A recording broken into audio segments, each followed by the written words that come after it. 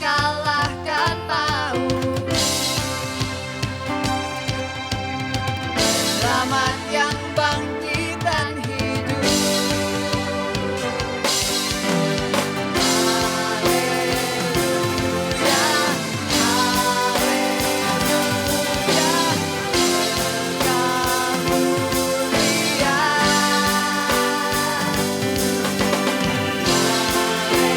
Haleluya,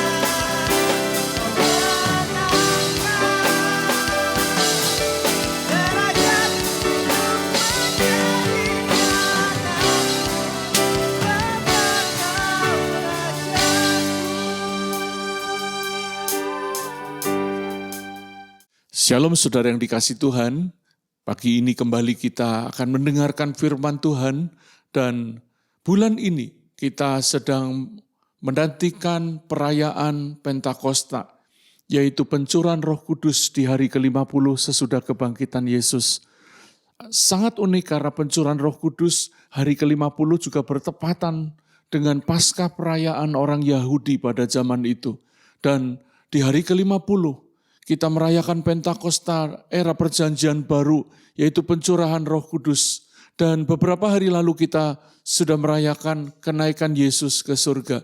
Setelah Yesus bangkit dari kematian, maka dia menampakkan kepada murid-muridnya berulang-ulang selama 40 hari dengan berbagai tanda untuk membuktikan bahwa dia benar-benar hidup.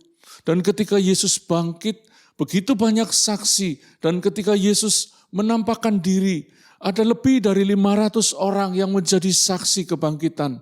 Kalau saudara membaca di Alkitab, kebangkitan Yesus, saksi pertama adalah para penjaga pintu kubur. Sayangnya, mereka memilih uang daripada menjadi saksi kebangkitan Kristus. Namun para murid yang menjumpai kubur kosong, dan kemudian juga mereka bertemu berulang kali.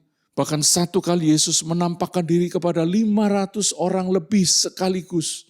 Setelah dia menampakkan kepada 12 murid, kepada para wanita, dan Paulus sendiri berkata, aku sendiri menjadi saksi yang terakhir. Bagaimana ketika dia dalam perjalanan menuju ke Damsyik, dia berjumpa dengan Tuhan, berjumpa dengan Kristus, mendengarkan suaranya. Dan Kristus dari surga berkata, Saulus, Saulus, kenapa engkau menganiaya aku? Paulus menjadi saksi kebangkitan. Dan saudara yang dikasih Tuhan, kita hari ini akan mempersiapkan untuk sesuatu yang lebih besar. Ya, beberapa hari ke depan kita memperingati pencurahan Roh Kudus, dan semoga di masa-masa penantian ini, seperti para murid menanti di loteng Yerusalem selama 10 hari. Mereka dengan tekun bersehati di satu tempat. Mereka mencari, menanti pencurahan Roh Kudus, yaitu yang dijanjikan oleh Bapa. Bahwa mereka akan dipenuhi, akan dibaptis dengan Roh Kudus. Hari ini saya memberi judul Roh Kudus dan Firman. Dalam masa penantian ini, ada hal-hal penting yang kita persiapkan. Saudara, mari kita membuka Alkitab beberapa ayat ini. Alkitab berkata bahwa tidak ada seorang pun yang dapat mengaku Yesus adalah Tuhan selain oleh Roh Kudus. Saudara yang dikasih Tuhan, untuk sanggup, untuk mampu, untuk bisa kita mengaku bahwa Yesus adalah Tuhan, maka kita perlu Roh Kudus. Karena tadi dikatakan tidak ada seorang pun yang dapat mengaku Yesus adalah Tuhan selain oleh Roh Kudus. Mari kita lihat ayat selanjutnya di Efesus 1 ayat 13. Dikatakan di sana, di dalam Dia kamu juga, karena kamu telah mendengar firman kebenaran, yaitu Injil keselamatanmu, di dalam Dia, di dalam Kristus, kamu juga ketika kamu percaya, dimeteraikan dengan Roh Kudus yang dijanjikannya itu. Saudara, ketika saudara percaya kepada Injil keselamatan, bahwa Yesus disalibkan, bahwa Yesus dikuburkan dan dibangkitkan, naik ke surga, bahwa Yesus adalah Tuhan, itu inti Injil keselamatan. Ada karya penebusan Kristus.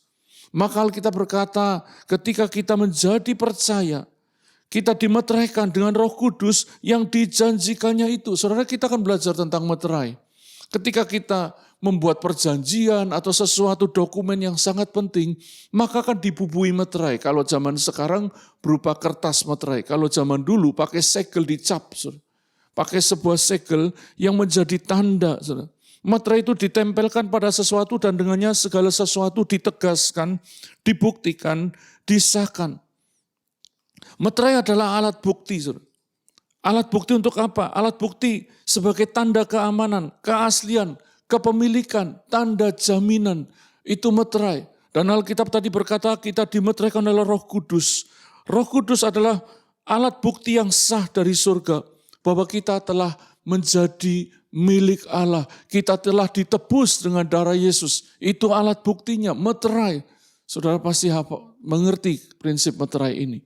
Ketika sesuatu menjadi tanda pengesahan, maka dibubuhi meterai yang mengikat, menjadi bukti bukti sah, bukti secara hukum bahwa kita adalah milik surga. Itu meterai Roh Kudus, saudara. Nah, sayangnya banyak orang Kristen tidak mengerti prinsip meterai Roh Kudus ini. Mereka tidak sadar bahwa di dalam diri mereka ada meterai tanda kepemilikan. Meterai perjanjian bahwa kita sah menjadi anak-anak Allah. Kalau kita tidak mengerti prinsip ini, saudara, iblis akan mendakwa kita siang dan malam, menuduh kita siang dan malam, akan mengambil semua damai sejahtera. Saudara yang dikasihi Tuhan, Alkitab berkata, ketika Yesus mati, dia memakukan semua surat hutang dosa kita di atas kayu salib dan menyatakan pada waktu Yesus berkata, tetelestai. Itu artinya sudah lunas dibayar. Itu sebuah idiom untuk tanda pelunasan pada zaman itu. Itu kata umum, tetelestai, selesai, lunas, sudah dibayar. Dan Tuhan membayar semuanya. Tapi seandainya kita tidak mengerti, maka sekalipun hutang kita sudah dibayar lunas, kita masih seperti orang-orang yang berhutang. Saya pernah memberi sebuah ilustrasi bagaimana ketika orang tidak mengerti. Saudara, ketika kita berhutang dan kita tidak sanggup bayar, maka ada surat hutang yang dipegang oleh orang yang memiutangi kita. Dan ketika satu kali ada orang yang murah hati, kemudian dia membayarkan hutang kita, lalu orang itu mengambil surat hutangnya. Tapi kita tidak tahu bahwa hutang kita sudah dibayar oleh orang lain, oleh pihak lain. Kita sudah tidak punya hutang. Tapi setiap kali kita ketemu kepada orang yang kepadanya kita berhutang, maka kita masih belum sadar, dan kalau orang itu jahat, maka orang itu akan kendalikan kita. Kau harus bayar hutangmu, kau harus bayar hutangmu. Kan kita akan ngikuti terus apa yang orang itu mau kalau orang itu jahat. Kau harus turut kata-kataku, kalau tidak, saya tuntut kamu ke pengadilan, kamu akan dihukum. Sampai satu kali kita ketemu orang yang membayari kita dan orang itu berkata, kenapa kamu seperti itu? Ya, utangku sangat besar. Utangku saya tidak sanggup bayar dan saya hutang sama dia. Lalu orang yang membayarkan itu keluarkan surat hutang kita di depan kita. Lihat, surat hutangmu ada di tangan saya dan itu sudah lunas. Sudah ditandatangani lunas oleh orang memberi hutangmu. Kau perlu tahu itu, dan saat ini saya robek di depan kamu surat hutangmu. Karena kau sudah tidak punya hutang. Apa yang terjadi? Ketika saudara mengerti, ketemu orang yang menghutangi lagi, saudara berkata, saya tidak mau lagi mengikuti kata-katamu. Saya tidak mau tunduk kepadamu lagi. Tapi kamu masih punya hutang kepada saya. Orang yang menghutangi kita berkata demikian. Lalu dengan beraninya kita akan berkata, mana surat hutangku? Aku tahu, aku telah dibayar lunas hutangku oleh si A. Demikian juga, saudara perlu mengerti bahwa engkau telah dibayar lunas dan engkau telah dimeteraikan dengan Roh Kudus sebagai bukti pengesahan. Saudara dan saya milik Kristus, telah ditebus dengan darahnya. Saudara perlu tahu, dan ketika iblis mendakwa, saudara berkata, aku telah ditebus, aku milik Kristus, ada Roh Kudus di hatiku. Saudara perlu mengerti prinsip ini. Itu sebabnya saudara, kita perlu belajar kebenaran firman Tuhan. Supaya kita mengerti bahwa hutang kita telah lunas dibayar. Mari kita akan belajar baca satu ayat lagi dari Kisah pasal 1 ayat yang ke-8. Alkitab berkata begini, tetapi kamu akan menerima kuasa kalau Roh Kudus turun ke atas kamu.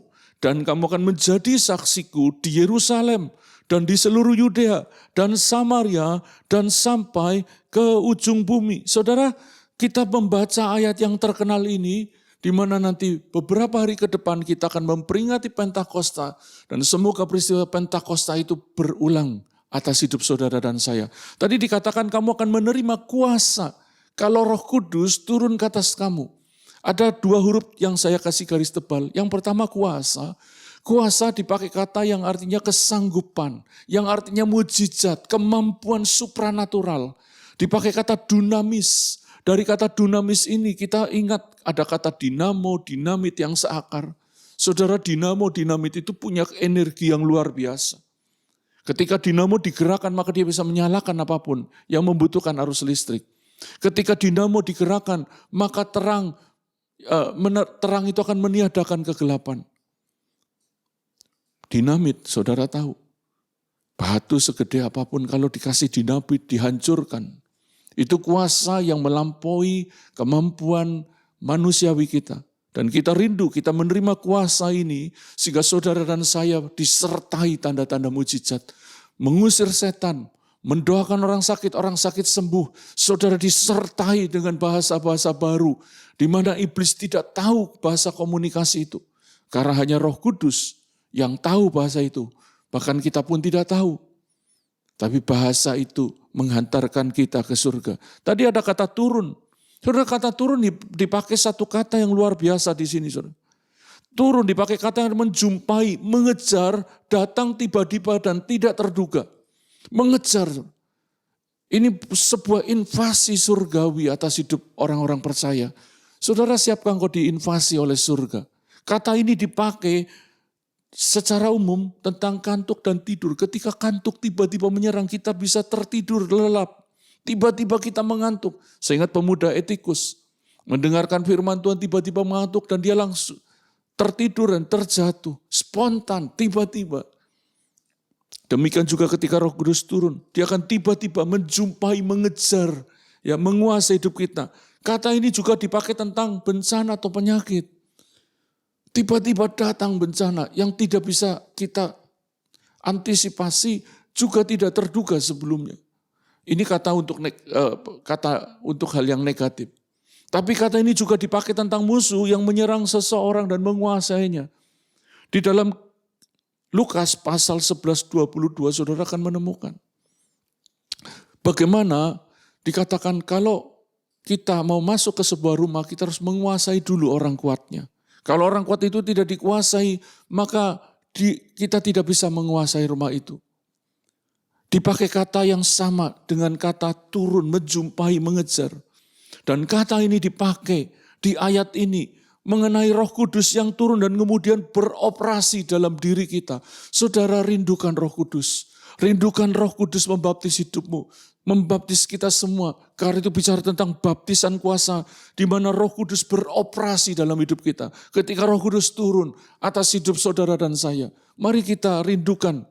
Nah, kita akan masuk kepada ayat tema bulan ini yang kita ambil dari Yohanes 14 ayat 26. Dikatakan, tetapi penghibur yaitu Roh Kudus yang akan diutus oleh Bapa dalam namaku, dialah yang mengajarkan segala sesuatu kepadamu dan akan mengingatkan kamu akan semua yang telah kukatakan kepadamu. Saudara, di ayat ini Roh Kudus disebut penghibur. Dalam bahasa Yunani dipakai kata parakletos yang artinya pembela, penolong, pengantara, itu parakletos. Dia penghibur, pembela, penolong, pengantara. Sungguh unik. Minggu ini kita melayani Mother's Day secara internasional, saudara. Tahukah saudara, istri atau ibu itu disebut penolong. Ketika Tuhan menciptakan wanita, dia berkata, aku akan menciptakan penolong yang sepadan untuk Adam. Kata penolong, idenya itu dari surga. Di surga ada Bapa, ada Anak, ada Roh Kudus. Roh Kudus disebut penolong. Sungguh, Roh Kudus digambarkan sebagai figur feminim. Ya. Bukan wanita, tapi figur feminim. Kenapa? Karena di dunia ini juga ada ibu, istri, wanita yang disebut penolong yang sepadan bagi suaminya. Istri itu seperti Roh Kudus. Kalau dia tidak menghibur, dia akan menghasut, dia akan menekan. Kalau istri itu seperti Roh Kudus, penolong. Kalau dia tidak penolong, jadinya perongrong, jadinya penodong. Saya sedikit keluar sedikit. Parakletos, istri juga digambarkan sebagai penolong di keluarganya. Selamat memasuki Mother's Day, kalau kita Hari Ibu di 22 Desember. Secara internasional, Mother's Day di minggu ini. Nah, kita akan belajar lebih lanjut. Tadi dikatakan Roh Kudus atau penghibur atau penolong, pembela, pengantara surgawi itu diutus Bapa di dalam nama Yesus. Alkitab berkata bahwa yang membaptis kita adalah dengan Roh Kudus adalah Yesus. Yohanes Pembaptis berkata begini, aku membaptis kamu dengan air sebagai tanda pertobatan, tapi akan datang Dia yang membuka kasih-Nya pun aku tidak layak. Dia maha besar, Dia maha mulia. Dia akan membaptis kamu dengan Roh Kudus. Yang membaptis kita dengan Roh Kudus adalah Yesus. Saudara perlu tahu, di surga ada oknum, ada Tritunggal Allah. Itu bukan Allah yang punya 3 bentuk, bukan. Bukan 3 Allah di surga. Alkitab mengakui Bapa, Anak, dan Roh Kudus itu esa adanya. Satu kali Yesus berkata, aku dan Bapa adalah satu. Bapa darinya segala sumber kita. Kita menerima namanya. Yesus adalah Allah, Firman yang menjadi manusia. Roh Kudus adalah Allah yang tinggal di hati orang percaya. Kita perlu Tuhan, kita perlu Roh Kudus. Tadi dikatakan, Roh Kudus itu mengajarkan segala sesuatu. Dan dikatakan juga Roh Kudus itu mengingatkan kita akan semua yang telah dikatakan kepada kita. Roh Kudus itu roh yang menasehati, menghibur, menolong, mengingatkan, mengajarkan. Kalau engkau punya Roh Kudus di hatimu, maka dengan mudah engkau akan mengerti kebenaran firman Tuhan yang disampaikan lewat khotbah ataupun yang saudara baca, yang saudara dengarkan. Karena ada orang tidak bisa membaca, buta huruf atau kemampuan daya lihatnya berkurang. Sekarang ada Alkitab suara, mendengarkan. Dan Roh Kudus yang ketika dia terlibat dalam pembacaan dan pendengaran firman itu, dia akan mengajarkan dan mengingatkan. Saya punya pengalaman unik, saudara, mengerti kata mengingatkan. Satu kali karena begitu pede, saya ditelepon, Kak, ada orang yang perlu dikunjungi. Kakak masih ingat istrinya ini yang di sini? Oh iya, saya ingat. Dia sekarang suaminya lagi opnam di satu rumah sakit. Saya dengan yakin langsung pergi sampai di pintu gerbang rumah sakit baru menyadari bahwa saya lupa namanya bapak ini. Tapi mau tanya lagi sudah malu, saudara. Saya begitu bergumul, tidak ada satu nama pun yang terlintas saat itu. Lalu saya ingat, Roh Kudus itu mengingatkan. Saya cuma ngomong Roh Kudus, kan kau tahu, kalau saya tanya saya malu. Karena sudah begitu yakin, tolong saya, ingetin saya. Saya minta tolong. Saudara, gak sampai 5 menit. Tiba-tiba muncul satu nama yang memang sudah jarang, gak pernah ketemu, cuma kenal dalam pelayanan begitu saja. Dan tiba-tiba muncul, saudara. Yes, nama itu jadi begitu saya masuk. Pada waktu itu tidak ada tulisan di namanya, saya langsung masuk ke kamarnya. Di kamarnya tidak ada tulisan namanya, saya langsung masuk. Dan saya menyapa dengan hangat. Memanggil namanya, gimana Pak? Pak ini. Wow saudara, saya tertolong. Ada banyak hal yang mulai dari yang sepele sampai hal yang besar. Berapa kali di rumah kami kehilangan, bukan hilang lenyap tetapi lupa salah taruh. Minta Roh Kudus menolong. Bisa tiba-tiba sesuatu, bahkan saya ingat. Saya diceritain istri saya satu kali. Ada jemaat yang kehilangan surat berharganya, tidak tahu simpan di mana, sementara surat itu harus dipakai. Surat berharga itu. Lalu ngobrol ke istri, aduh saya bingung sekali Kak. Dan istri saya mulai berdoa, minta tolong. Tiba-tiba, dia berkata kepada orang ini, coba kamu lihat di lemari di bagian ini. Saudara, kalau Roh Kudus ngingetin itu dahsyat. Bahkan tidak ingat istri saya, bahkan tidak lihat, tidak pernah tahu di tempatnya di mana. Tapi Roh Kudus bisa tunjukkan. Saudara dikasih Tuhan. Singkat cerita, sampai orang ini berkata, Kak bagaimana saya sudah cari di bagian itu juga gak ketemu. Kok bisa kakak, bisa enggak pernah lihat, enggak pernah ke rumah saya, bisa langsung memberitahu. Dan ternyata betul ada di situ saudara. Kenapa? Karena Roh Kudus itu roh penolong. Dia mengingatkan, dia menuntun kita ke jalan yang benar. Dia menolong kita. Ya, tadi itu tentang Roh Kudus. Mari kita membuka hati.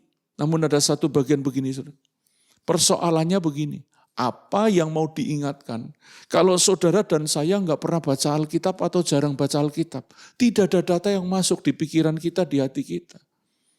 Makanya itu sebabnya kita perlu membaca Alkitab secara rutin, mendengarkan firman Tuhan, supaya kita ada data yang masuk. Sehingga satu kali Roh Kudus bisa mengingatkan kita. Saudara, mari kita lanjut. bagaimana hubungan Roh Kudus dan firman. Mari kita mundur ke beberapa ayat sebelum dari ayat Yohanes pasal 14 ayat 26 tadi.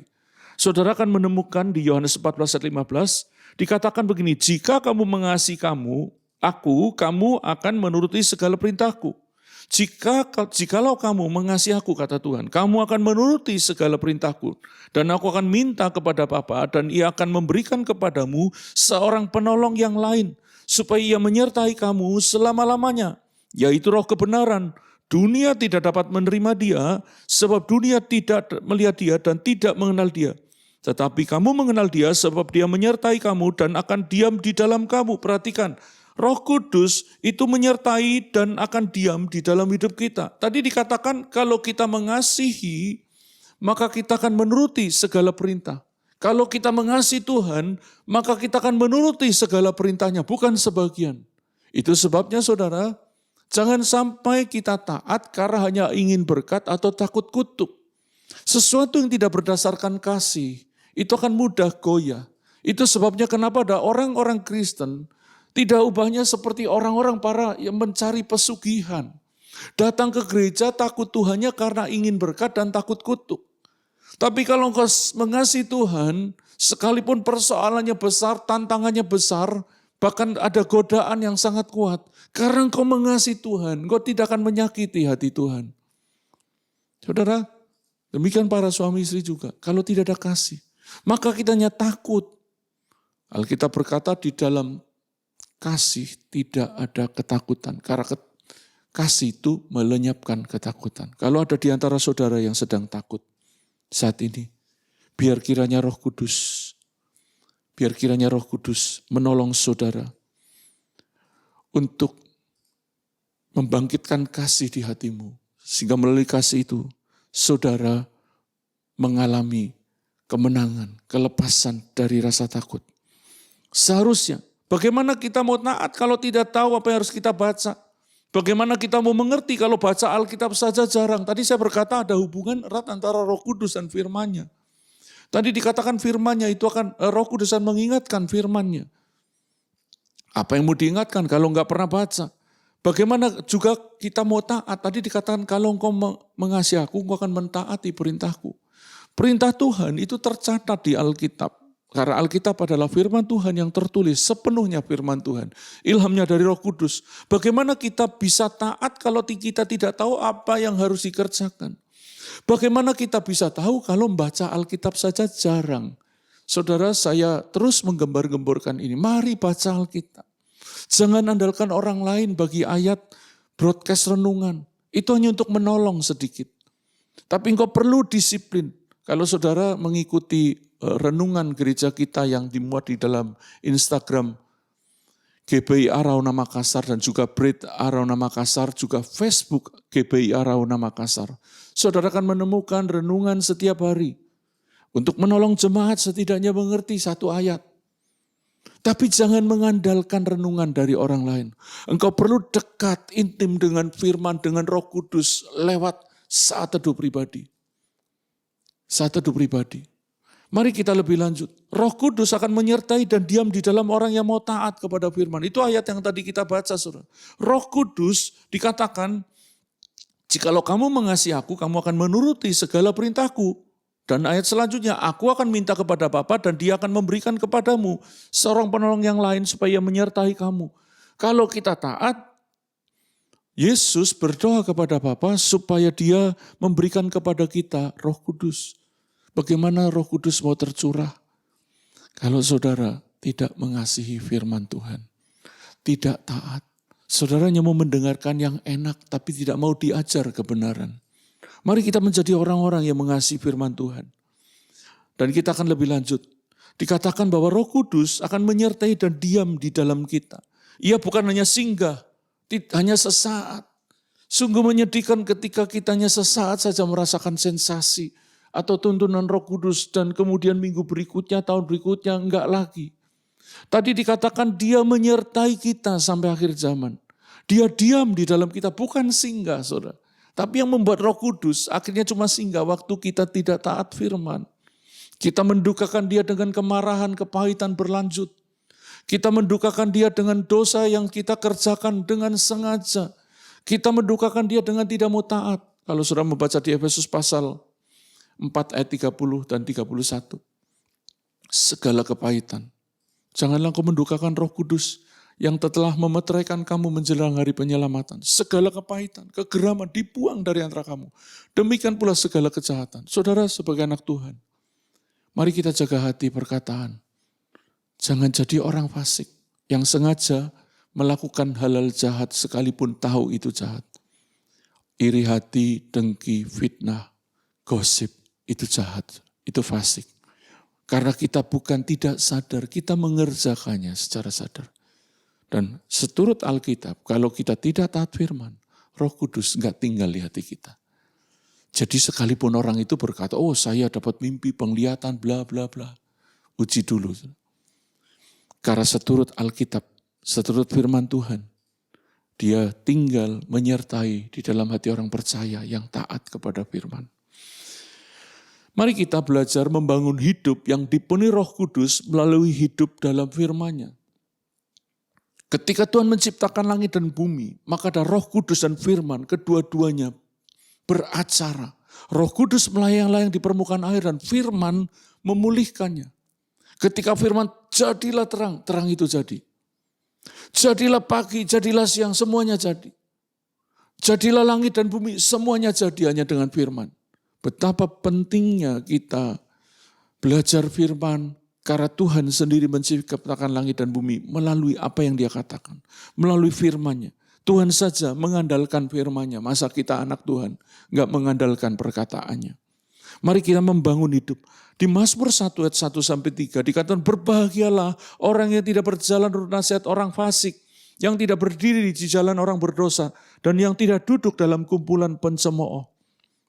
Tetapi yang kesukanya ialah Taurat Tuhan, firman Tuhan. Yang merenungkan Taurat itu, firman itu siang dan malam. Ia seperti pohon yang ditanam di tepi aliran air, yang menghasilkan buahnya dan pada musimnya. Dan yang tidak layu daunnya, apa saja yang diperbuatnya berhasil. Saudara, kita perlu merenungkan, bukan melamun. Merenungkan itu memikirkan dalam-dalam, bukan berarti baca Alkitab 24 jam. Tapi merenungkan, menghubungkan hidup saudara dengan kebenaran Allah, yaitu firman-Nya. Tadi digambarkan kalau kita merenungkan, menghubungkan hidup kita dengan firman Tuhan. Mau di rumah, mau di sekolah, mau di kantor, maupun di gereja, kita tidak punya standar ganda. Di jalan kita tidak punya standar ganda. Standar kita satu, kebenaran Allah, firman Tuhan. Kita merenungkan, pada waktu kita mau mengambil keputusan, menarik, menggoda, tapi itu tidak sesuai kebenaran, kita memilih Tuhan, aku tetap mau taat. Itu namanya merenungkan. Dan tadi digambarkan orang merenungkan, itu seperti pohon ditanam di tepi aliran air. Jadi firman itu digambarkan seperti air. Kalau saudara merenungkan firman, Roh Kudus juga digambarkan seperti air. Maka akan ada kehidupan. Dikatakan menghasilkan buahnya pada musimnya. Mungkin saudara lagi kering. Itu musim. Tapi percayalah, pada musim menuai. Engkau pasti menuai. Tunggu tanggal mainnya. Kalau hari ini kau nampak kering setelah Tuhan, tambah sungguh-sungguh, kau tambah sulit. Karena benihnya lagi ditumbuhkan. Pada waktu dia sudah tumbuh jadi pohon, pada musim berbuah, maka saat itu, saudara, buah itu tidak digambarkan seperti menanam toge. Saudara. Tahu saudara toge? Semalam, 2 malam tumbuh, langsung bisa dimakan, itu sayur. Tapi kalau mau buah ada proses, agak lama, tidak mudah. Tapi begitu dia mulai panen, maka di setiap musim buah itu akan kita tuai. Saya percaya kita akan menuai buah pada musimnya, karena ada kehidupan Allah. Buah yang lain, buah rohani, buah jiwa-jiwa, kita akan tuai. Saudara. Tadi digambarkan seperti aliran air, ya. Bagi sebuah pohon, kita perlu Roh Kudus, kita perlu firman-Nya. Supaya kita bisa tertanam di dalam kebenaran Allah dan melaluinya kehidupan Allah mengalir. Saya sedang menuju kepada selesainya. Apa yang kita perlu kerjakan? Selain merenungkan firman. Mari kita baca satu ayat. Di dalam Yohanes 7 ayat 37. Dikatakan begini, dan pada hari terakhir, yaitu pada puncak perayaan itu, Yesus berdiri dan berseru, barang siapa haus, Baiklah ia datang kepadaku dan minum. Barang siapa percaya kepadaku, seperti yang dikatakan oleh kitab suci, dari dalam hatinya akan mengalir aliran air hidup, bukan comberan. Air yang segar, air hidup itu air yang memancar dari mata air. Dikatakan ada banyak aliran yang mengalir dalam hidup saudara. Aliran Roh Kudus, aliran firman yang mengalir begitu banyak di semua problem hidupmu. Ada aliran kehidupan. Di pernikahanmu ada aliran kehidupan. Di pelayananmu ada aliran kehidupan. Tadi dikatakan yang dimaksudkannya ialah roh yang akan diterima oleh mereka yang percaya kepadanya. Sebab roh itu belum datang karena Yesus belum dimuliakan. Saudara perhatikan. Kita perlu datang kepada Yesus. Percaya pada firman-Nya dan kemudian minum. Itu tindakan aktif.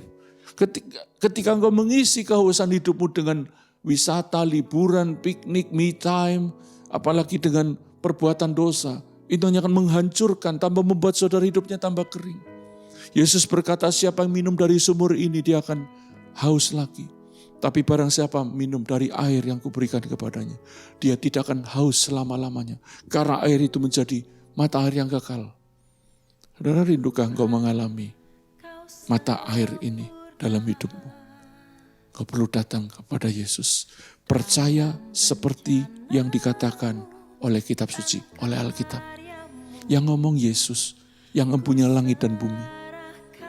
Barang siapa yang percaya kepadaku, seperti yang dikatakan oleh kitab suci.